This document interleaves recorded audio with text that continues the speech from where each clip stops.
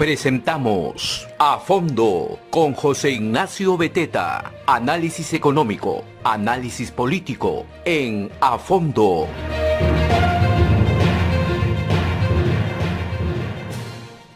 Hola, muy buenos días. Soy José Ignacio Beteta, conductor de A Fondo.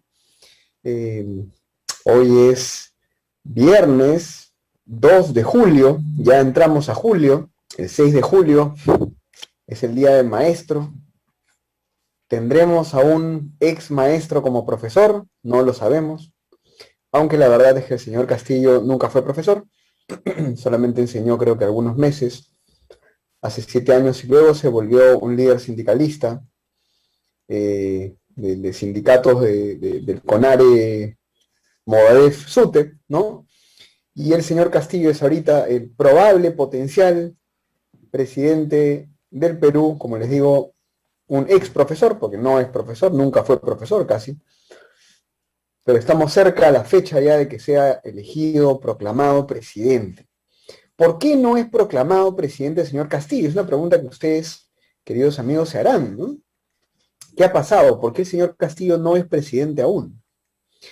Pasaron varias cosas. La primera es que hay todavía, entiendo, algunas solicitudes de nulidad presentadas por Fuerza Popular y también por Perú Libre que están siendo evaluadas. Ya deberían haber terminado, calculo en estos días, las últimas evaluaciones, porque estas apelaciones que están siendo recibidas por el Jurado Nacional de Elecciones ya están en su última fase, están sesionando, han seguido sesionando incluso en feriado, lunes y martes, han ido revisando 10, 15, 20, y así ya terminarán dentro de poco, seguramente. Entonces, hay solicitudes de nulidad, ¿no es cierto?, que pasaron por los jurados especializados y luego fueron al Jurado Nacional de Elecciones. Y en el Jurado Nacional de Elecciones se han quedado, digamos, ahí las apelaciones están siendo revisadas. Ya deben terminar dentro de poco, calculo. La segunda razón es que la renuncia de uno de los magistrados, vamos a llamarlo así, de uno de los jueces del Jurado Nacional de Elecciones, porque son como jueces, ¿no? Demoró el proceso de la renuncia del señor Arce. El señor Arce renuncia un miércoles o jueves de la semana pasada y luego el sábado nombran a uno de sus reemplazantes, ¿no? Pero este reemplazante, que digamos también fue cuestionado, no atiende a las reuniones del día sábado, entonces eso también trajo otra demora en el proceso. Es el segundo elemento que ha demorado la proclamación del señor Castillo, digamos, ¿no? El problema de la renuncia de Arce y todo lo que eso trajo consigo. El tercer tema que no necesariamente está demorando el proceso, pero que ha surgido en estos días, ha sido las críticas a la candidatura de la señora Dina Boluarte, que fue jefa, coordinadora de una oficina de la RENIEC en Higuereta, aquí en Surco, digamos, en Lima, y que renunció tarde a su cargo, porque al ser funcionaria pública, dicen algunos especialistas, ella debió haber renunciado a su cargo. Además, la RENIEC es parte del sistema electoral. El sistema electoral peruano está constituido por algunas entidades del Estado, el Jurado Nacional de Elecciones, la OMPE y la RENIEC. La señora Dina Boluarte trabajaba en la RENIEC, que era una de las entidades del sistema electoral. Algunos juristas dicen que ella debió haber renunciado 6 meses antes, 5 meses antes. Ella renunció ya pasada la segunda, cercanos, perdón, a la primera vuelta, el 29 de marzo, si no me equivoco, a fines de marzo, recién presenta su renuncia.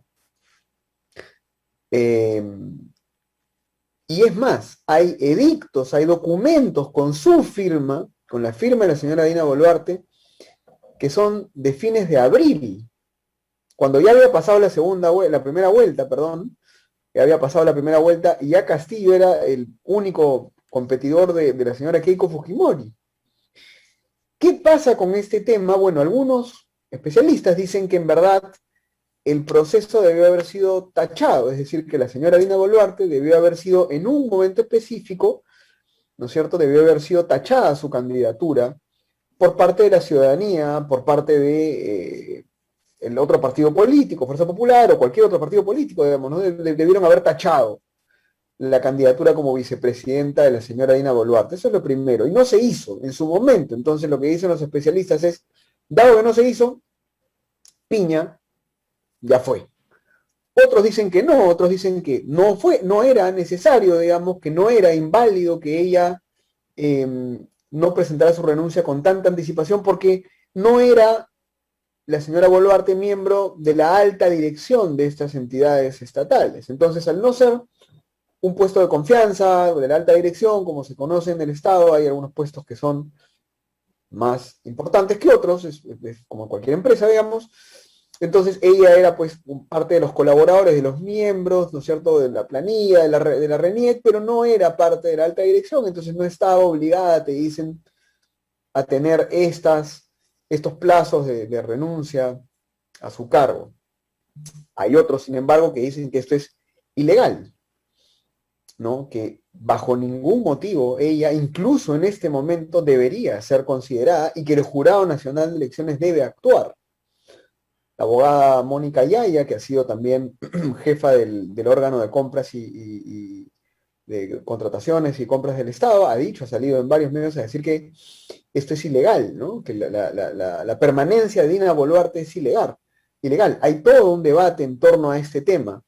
Y eso, al parecer, también está siendo, digamos, motivo de evaluación, deben estar pensando en este problema. Pero si se dan cuenta, queridos amigos y amigas, la OMPE no ha querido, a la OMPE no le han solicitado los padrones electorales, no ha habido de parte del Jurado Nacional de Elecciones una búsqueda de mayor transparencia para poder seguir investigando los casos irregulares que sí han existido y que son varios. Problemas entre los magistrados, el Jurado Nacional de Elecciones solamente tiene cuatro jueces, debería haber tenido 5. Repito, la renuncia de los magistrados, los problemas que han tenido. Ahora el caso de Dina Boluarte, ¿no? Cuando uno ve este panorama, ¿no? Cuando uno ve esta situación, ciertamente, yo les contaba ayer, les decía, o antes de ayer, ¿no? Al señor PPK lo proclaman presidente 24 días después de las elecciones de la segunda vuelta del 2016, lo proclaman presidente el 29 de junio, o sea, 24 días después de la segunda vuelta. Acá en estos 24 días ha habido mucha gente apuradita, ¿no? Muy apurada, ¿no? Los izquierdistas, la gente más progresista, que tienen sus redes sociales y sus podcasts, estos audios que hablan y son súper inteligentes. Ellos dicen, oh Dios mío, ¿cómo se alarga esto? ¿Cómo se alarga? Es autoritario, golpista, los fujimoristas son golpistas, antidemocráticos. Esto es querer violentar la democracia. Pero no recuerdan pues que lo de PPK también duró como 25 días. Ahorita ya pasamos los 25 días, evidentemente, ya han pasado más de 28, 29 días, todavía no hemos proclamado al presidente, pero fíjense lo que está pasando. Y les podría contar también otras cosas, digamos, otros detalles, de cómo la OMPE es una entidad también muy vulnerable, con muchos problemas, de cómo el señor Corbeto, cuando fue elegido jefe de la OMPE, prometió mucha transparencia, prometió apertura, prometió que la ciudadanía podía ver todo, podía ver los padrones incluso del personal de la OMPE que iba a ser contratado. Y obviamente no lo hizo, ¿no? No lo cumplió. Prometió muchas cosas el señor Corbeto que no cumplió. El Jurado Nacional de Elecciones es dirigido hoy día por un presidente que tiene 2 votos de 4, por lo tanto siempre va a ganar. El Jurado Nacional de Elecciones hoy día es dirigido por una persona que no tiene nada de experiencia en derecho electoral, ¿no? Y que además es cuestionado por su pasado, aunque hay que ser muy cuidadoso siempre con eso porque nadie puede juzgar a nadie, pero a lo que quiero llegar es, tenemos un sistema electoral vulnerable, por donde lo veas, que hace agua. ¿Y por qué hace agua hoy y no hizo agua en las anteriores elecciones, José Ignacio? Si tenemos este sistema electoral hace 24 años, José Ignacio, ¿no te parece que estás inventando algo? No, justamente porque tenemos un sistema electoral que ya tiene 24 años y los tiempos han cambiado y la tecnología ha mejorado y la ciudadanía es distinta y las redes sociales son distintas. Y la vigilancia ciudadana es distinta, y obviamente la polarización ideológica ha sido totalmente exagerada, enorme, distinta, por lo tanto. En ese contexto, este sistema electoral ha sido vulnerable, es vulnerable, y no puede seguir así. Entonces, se ha proclamado el señor Castillo o no, Lo que tiene que entender del otro lado, porque siempre del otro lado te dicen que todo está bien, ¿no? que el que duda de las instituciones es antidemocrático, ¿no? Y todas estas mentiras. Entonces, cuando te digan eso, tú lo que tienes que decir es, no, el sistema electoral es vulnerable y las cosas han cambiado mucho en 25 años y hay que cambiar ese sistema electoral. Se necesita un código electoral, se necesita muchísima más precisión y claridad en temas como, por ejemplo, lo de los funcionarios que quieren ser candidatos y acceder a un cargo público. Se necesita muchísima más precisión en el rol que tiene la OMPE de manera pública, el personal que contrata, el personal que contrata el Jurado Nacional de Elecciones. Ellos tienen que firmar las actas, tienen que firmar documentos, la lista de representantes de la OMPE tiene que ser pública antes de las elecciones, no después, que tampoco lo hacen ni siquiera, pero antes, porque así tú sabes quiénes son y puedes vigilar y saber quién es el que está parado junto a ti en ese establecimiento electoral. Además de otras varias reformas que hay que hacer en el sistema electoral, por ejemplo, los plazos de las nulidades, por ejemplo, las tachas, las impugnaciones. Se tiene que fijar mucho mejor ese tema, porque da la impresión que los jurados especializados a veces no actúan, ¿no?, bajo la misma premisa, y como son independientes, efectivamente tienen derecho, entre comillas, a actuar con diferentes premisas y diferentes criterios, lo cual no es correcto, porque terminas tachando a un candidato por algo mucho más leve y dejando que pase un candidato por algo mucho más grave, ¿no? Y eso se malentiende y genera dudas en la ciudadanía. Entonces, la conclusión es esa. Tenemos unas elecciones que no han terminado porque nuestro sistema electoral es vulnerable, porque nuestro sistema electoral no ha sido capaz, ¿no es cierto?, de llevar a cabo unas elecciones rápidas, limpias, ordenadas. Al contrario, han habido muchas sombras de duda y esas sombras de duda se van a quedar.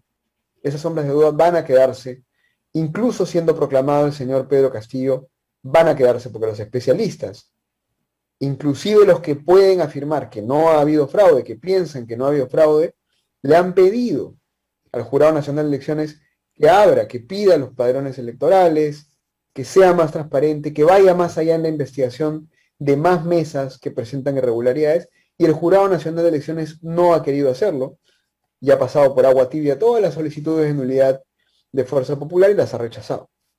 Entonces, a ustedes les van a poder decir golpistas, antidemocráticos, fujimoristas, pero la realidad es que este sistema electoral ya caducó. La realidad es que estas elecciones no han sido unas elecciones totalmente limpias, ni mucho menos.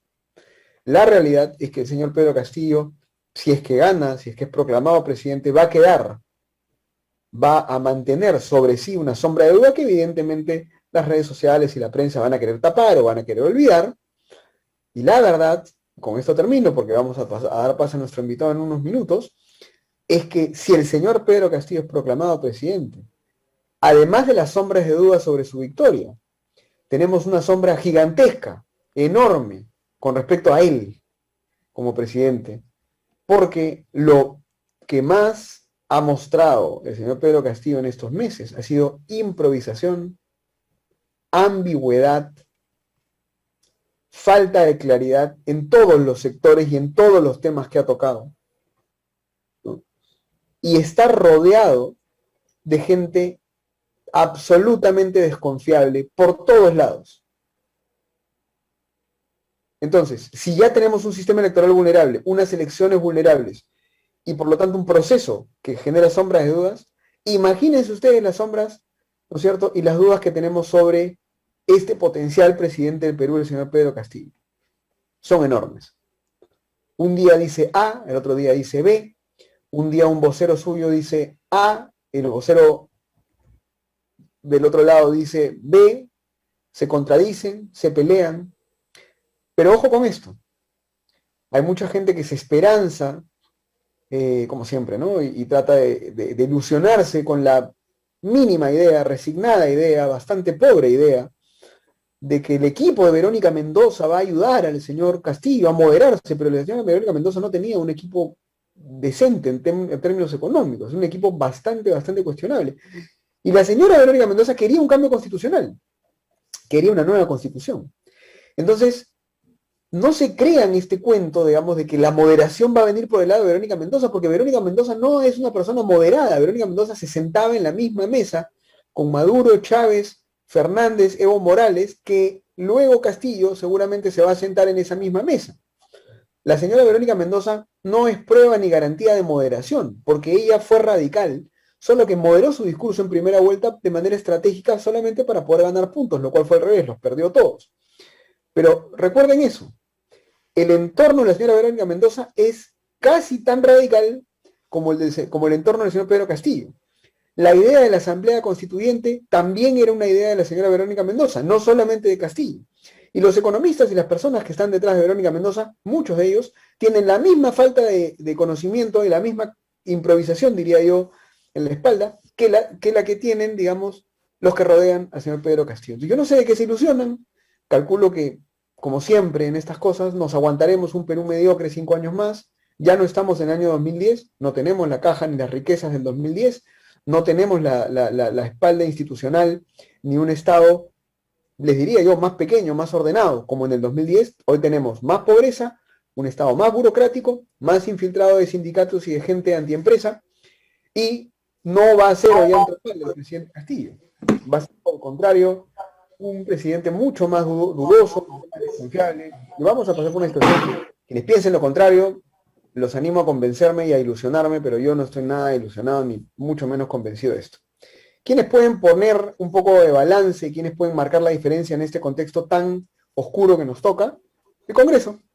Este Congreso que ha sido muy cuestionado y muy criticado, pero que hoy día, creo yo, tiene mucha más esperanza y mucha más motivación e incentivos para poder hacer las cosas bien. Y por eso tenemos con nosotros a un congresista electo, el señor Carlos Anderson, que nos acompaña el día de hoy, el congresista electo. Carlos, muy buenos días, ¿cómo estás? ¿Qué tal? ¿Cómo estás, José Ignacio? Un placer estar aquí con ustedes. Después de mi catarsis, digamos, en la introducción, que me disculparás, vamos a pasar a la parte más esperanzada, ¿no? No la he escuchado, pero la imagino. Sí, porque digamos, yo empezaba y con esto va mi pregunta, ¿no? Hay más allá, hablé mucho de la vulnerabilidad del sistema electoral, que es un tema que creo en lo cual estamos de acuerdo, pero luego hablé de las dudas y de las sombras que genera el potencial presidente Castillo, cuando un día pide que el señor Velarde se quede como presidente y al día siguiente promete la Asamblea Constituyente, con lo cual evidentemente no está manteniendo un discurso alineado. Y lo segundo es que hay mucha gente que pone su ilusión en esta especie de moderación que le podría traer el equipo y el entorno de Verónica Mendoza, y lo que yo les mencionaba a nuestros amigos que nos ven y que nos oyen, es que el equipo de Verónica Mendoza no era nada moderado tampoco al inicio de la campaña, al contrario, también querían asamblea constituyente y que también querían control de precios y una serie de elementos, solo que luego cambiaron un poco el discurso. Entonces, ¿cómo ves el panorama en estas semanas que vienen frente a una posible moderación o radicalización de un potencial presidente Castillo? Bueno, te voy a dar mis ideas, pero mientras me voy ensangrando lentamente, porque justamente por atender la llamada me he afeitado a la loca. No te preocupes, así que si me ven desangrando ya saben por qué es, ¿ok? Mira, yo expreso la misma desazón que tú acabas de expresar, ¿no? Yo creo que el señor Castillo ha leído mal los resultados, o le están contando una historia que no es. Él tiene que entender que a él, en realidad, lo eligió un 19% del electorado, que fue su votación de primera vuelta. En segunda vuelta, la gente no ha votado porque dijera, yo quiero de todas maneras una asamblea constituyente. Si ni siquiera nos ha dicho qué es lo que quiere en esa asamblea constituyente. ¿Qué quiere? A ver, por ejemplo, que tengamos un rey, porque en una asamblea constituyente uno podría decir, el Perú se declara monarquía y queremos un rey, el rey Castillo, ¿no? No nos ha dicho realmente, por ejemplo, si en lugar de un Banco Central de Reserva independiente quieren un Banco Central de Reserva dependiente del Ministerio de Economía y Finanzas, como había en los 60, en los 70 y todo lo demás, ¿no es cierto? Pero no solamente eso, o sea, él, creo yo, y su entorno equivocan el resultado de la elección, que todavía tiene que ser refrendado por el Jurado Nacional de Elecciones, pero que en caso fuera realmente como lo ha mostrado la OMPE, ¿no? Le diera una pequeñísima, pero pequeñísima minoría en un país de 33 millones de personas, casi la diferencia es un estadio nacional. Eso es todo, ¿no es cierto? Entonces, él no tiene lo que se llama un mandato claro para meterle, digamos, semejante bomba atómica, ¿no?, a un sistema político que todavía no encuentra un poquito de balance. O sea, al desbalance quieren ponerle más desbalance, ¿no? Entonces, además también, fíjate, si alguien me dijera, lo que pasa es que tenemos una constitución que es total y absolutamente inamovible, una constitución que nadie puede cambiar. Bueno, entonces yo te diría, sí, pues tienes razón, vamos a una asamblea constituyente, porque evidentemente hay cosas en la constitución que tienen que ser cambiadas, mejoradas, etcétera. Pero resulta que la constitución actual, si tú la comparas con la del 93, ya casi ni se le parece. O sea, han habido tantos cambios, ¿no?, que para comenzar engordó, porque tiene un montón de otras regulaciones, etcétera, ¿no? Y lo único que ha hecho es mantener, digamos, si tú quieres, el objetivo final declarativo de una economía social de mercado, ¿no?, y libertades, etcétera. Pero eso, pues, caramba, sabemos que no se ha materializado, y de ahí un poco también la molestia de algunos sectores ciudadanos, ¿no?, en los cuales yo me incluyo, porque en ninguna parte de la Constitución dice que una economía social de mercado, pues, se condice con oligopolios, monopolios, abusos de posición de poder, etcétera. En eso estamos de acuerdo. Pero la Constitución tiene sus propios mecanismos de cambio. Entonces, ¿por qué ese temor, ¿no?, a ir a discutir con ideas? Porque en el Parlamento, justamente, los representantes estamos allí para discutir, ¿no? Mucho más fácil, por supuesto, es decir, no, vayamos a un referéndum donde se hace una pregunta sí, no, o sea, confiando en que necesariamente no las ideas duras van a ser necesariamente trasladadas, ¿no? Y de todo esto se presta a cosas, a palabras bonitas, como, mira, una constitución que huela a pueblo, que no sé, que tenga sangre del pueblo, y el pueblo, y el pueblo, y el pueblo. Bueno, eso es populismo puro, ¿no? Y creo que es un mal inicio realmente para el señor Castillo. O sea, el Perú necesita en estos momentos, yo acabo de publicar un artículo en el que justamente abogo, ¿no?, porque hay un verdadero clima de unidad nacional. Él no puede ser un divisor como a lo Trump. Él tiene que ser un unificador de un país que se ha desangrado, como yo, ¿no?, durante esta primera y segunda vuelta electoral. Ahora, en esta línea, hay una agenda la cual en algún momento conversamos, que para mí es vital, ¿no?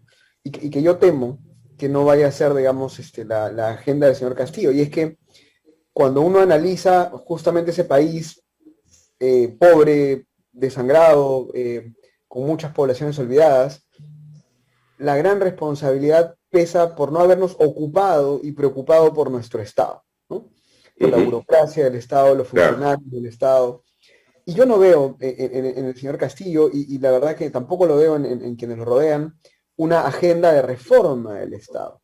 Hay una agenda, como tú bien dices, de vamos a ver si ponemos los impuestos, la asamblea constituyente, la renegociación de contratos, todo es hacia afuera, ¿no? Como si el problema estuviera afuera, y más bien el problema está dentro.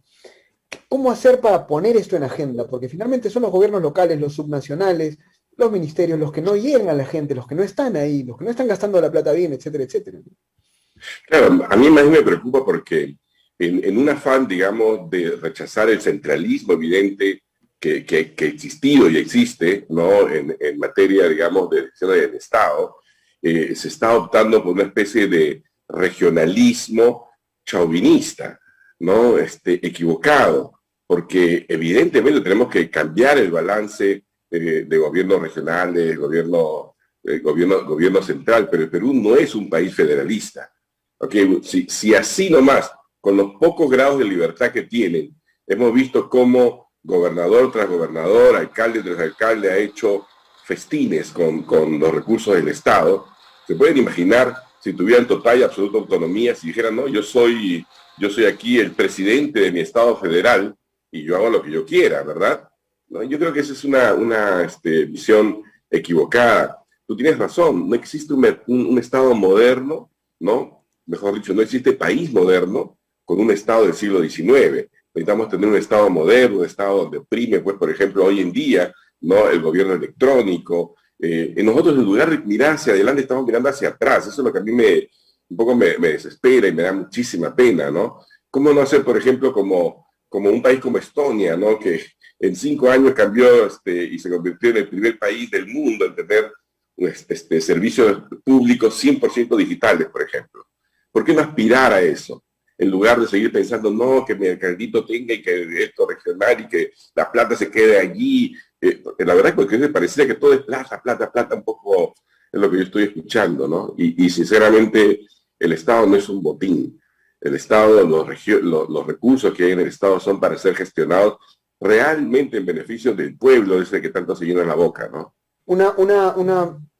Un complemento, digamos, con ese tema y para avanzar ya en la agenda del Congreso. El Congreso va a tener que ser un poco el retén de un potencial mensaje presidencial del 28 de julio que va a ser, esperamos no sea tan sorpresivo, ¿no? Pero, ¿cómo ves tú los primeros 100 días del Congreso? Esto es hacer futurología, digamos, pero de alguna forma sabemos que hay este tema de la Asamblea Constituyente, que finalmente Castillo va a tener que ponerse un poco del lado populista porque ha prometido muchas cosas y supuestamente, como tú bien dices, ha exacerbado estos deseos y expectativas del pueblo. ¿Cuál va a ser el rol del Congreso en los primeros meses de este nuevo gobierno? No sé, el rol debería ser, por supuesto, el que dicta la Constitución, de ser un balance, contrapeso a la acción del Ejecutivo.